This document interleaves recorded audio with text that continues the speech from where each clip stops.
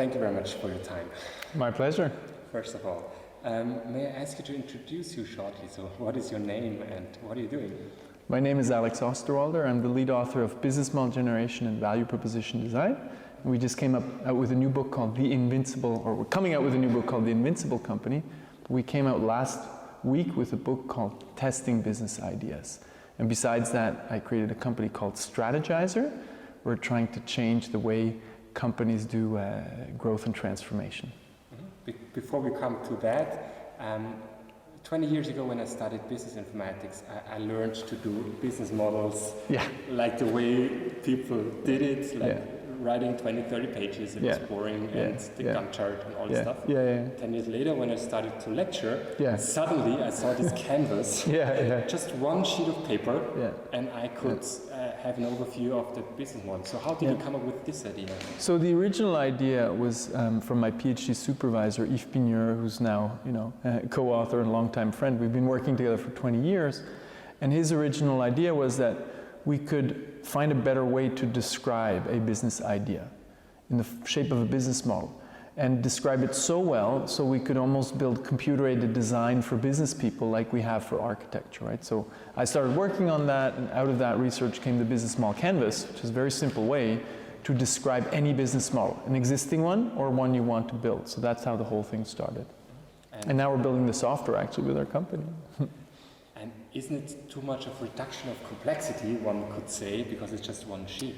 So that's the point, that at the early stage, there's no value in describing in detail your idea, your business idea.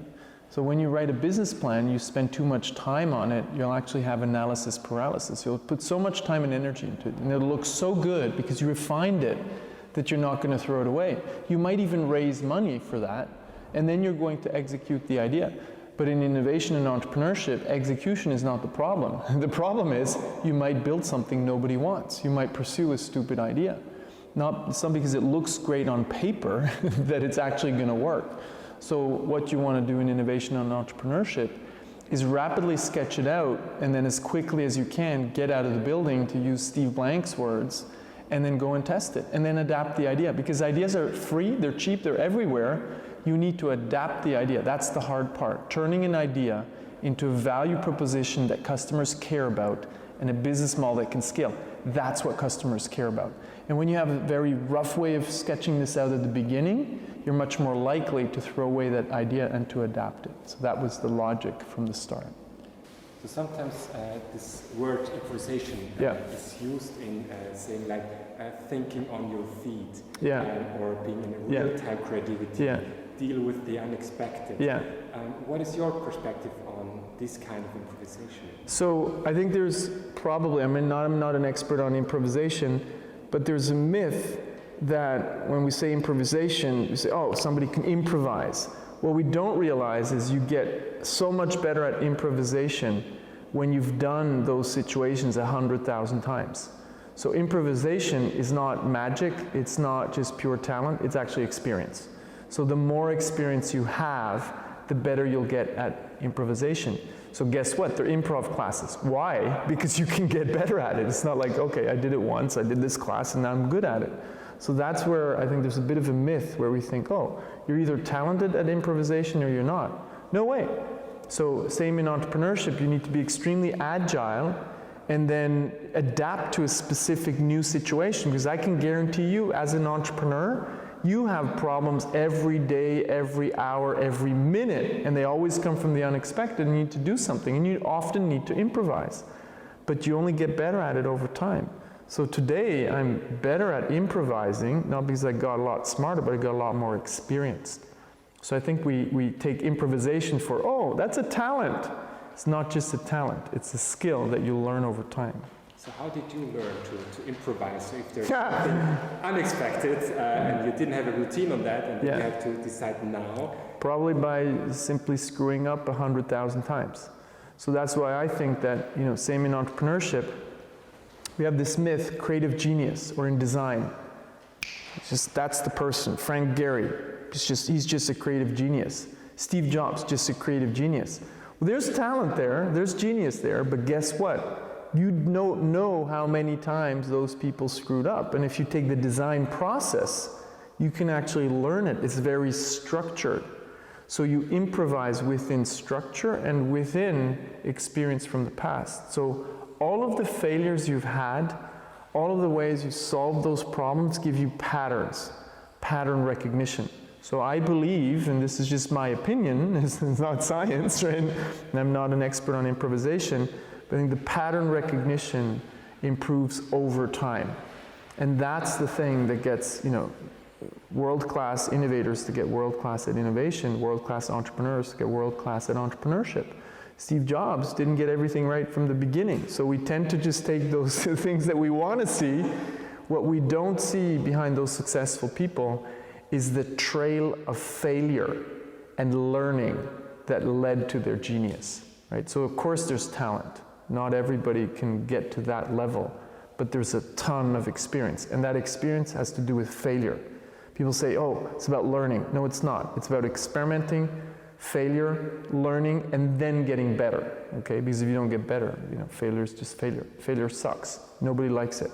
But it helps us improve, and I think that's what gets us to be better at improvisation. The pattern recognition skill and quickly coming up with solutions. I mean, guess why we train pilots like crazy?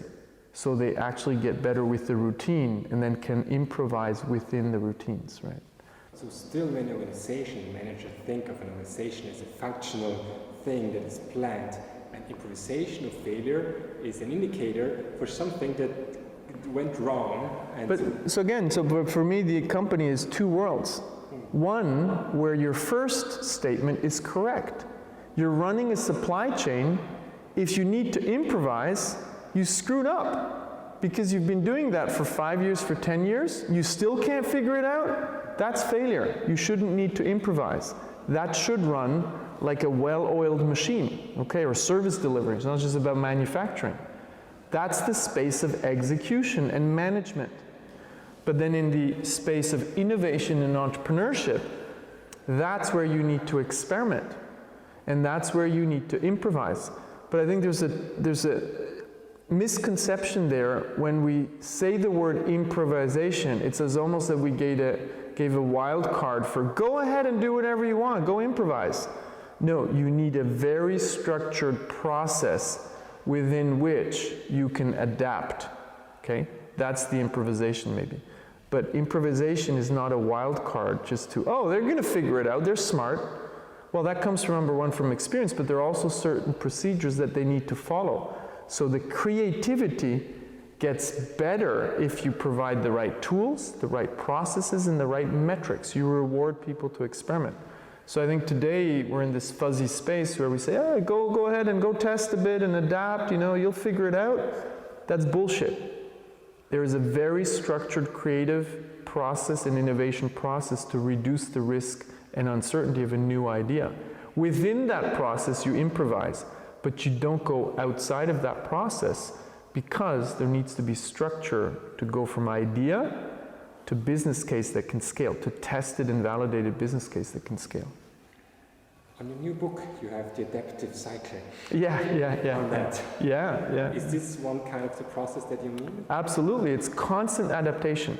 So as a team, you'll go through shaping your idea, you'll shape it with business tools like the business model canvas and value proposition canvas. You give it shape, almost like a physical product, but we're shaping a concept. But then immediately, you shouldn't get locked up in analysis paralysis.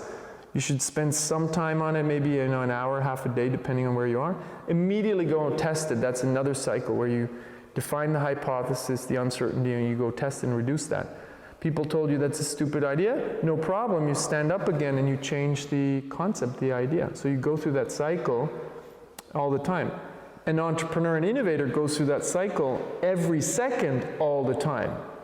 I listen to a talk, immediately I'm thinking, oh, this, that, okay, how can we build this into our business? What does that mean for our context? You go through that cycle all the time. How could I test that idea? Seems interesting. How would I talk to my customers to do that? And that is part, could say structured improvisation. I call it process, but within that process, you have a structured way of thinking. And I don't think improv stands for no process or no structure.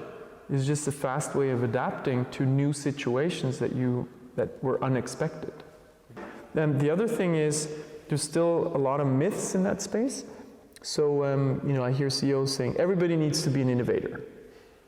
Great. It's as if you'd say, okay, everybody needs to be now, the finance department. Doesn't make sense, right? Innovation is a profession. So, yes, people can innovate in a small way, the way they work. They can get more efficient. They can do things better. That everybody can do. But not everybody is supposed to make big experiments to find, the breakthrough ideas. You're running a supply chain, you're running a nuclear plant, please don't experiment too much, okay? Those people need to experiment in small ways in the process. But over here, inventing the future, you need to experiment in a big way. So not everybody needs to be an entrepreneur within the company, and not everybody's good at it. So that's why, I think these myths is the one thing, and the other thing is, well, it is a career risk as a CEO to take on such a monumental task. And the payoff is huge. So it will mainly happen with CEOs who are really, really invested, literally invested financially, and have long-term payouts with shares. They will take that risk more likely than with short-term compensation. Why should people take this risk and experiment and risk their career and job? Well, I think a lot of companies, a lot of people who are in innovation, they're passionate about it. Jeff Bezos is passionate about it, and they also see, so some of these people really do see the risk of inaction. Peter Ma, who founded Ping An, saw the risk of inaction and said, we need to become an internet player, and brought on a co-CEO with Jessica Tan, and then they shifted and became, in 8 years, an internet company. So it's the fear of disappearing and the passion for innovation and opportunity. So it's this combination. Right? So, at Amazon, Jeff Bezos says we need to keep a culture of day one. What does that mean? We shouldn't become complacent, be successful, lean back, and think we're at the top of the world. But we need to change. Yeah. So, the last question. Good, okay. What's next? So, what is, you never know what the future brings, but what's the next, you would say, what is the next thing that should be take an emphasis? I can talk about what I'm passionate about and what we're doing with Strategizers. So I think innovation could be a lot more data-driven in the sense that we are now, accompanying more and more innovation teams in large companies, building the innovation strategies. We need to measure the evidence that these teams bring to the table, measure the reduction of risk and uncertainty. The more data we have, the better we will actually be able to predict what it takes for a team to succeed. How many experiments do they need to run?